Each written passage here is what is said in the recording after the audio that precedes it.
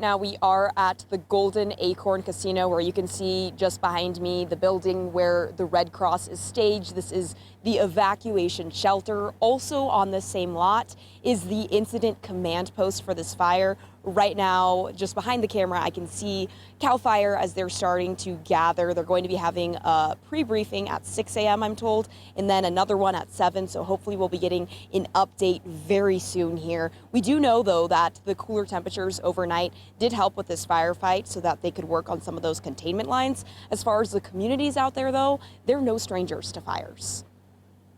One last year was right over this, behind the neighbor's house.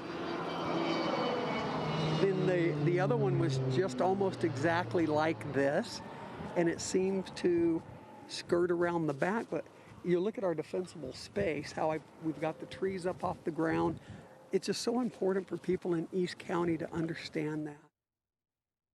Yeah, definitely so important for those communities. But go ahead and take a look at the massive plume of smoke covering the sky as the Thorn Fire burned through the area during the late afternoon into the evening on Wednesday. CAL FIRE says that the fire may have started near a trailer or mobile home in the area of Buckthorn Trail in the Live Oak Springs neighborhood of Boulevard at about 3:30 p.m. on Wednesday, before then spreading to the surrounding vegetation.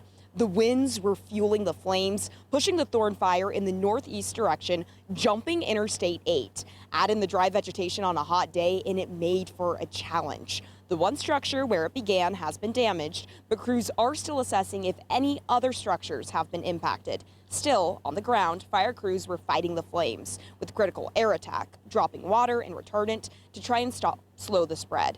And overnight, the fight also didn't stop. CAL FIRE had 3 night-flying helicopters up, Southeast County communities on edge, as they have been watching the sky fill with smoke and haze on Wednesday.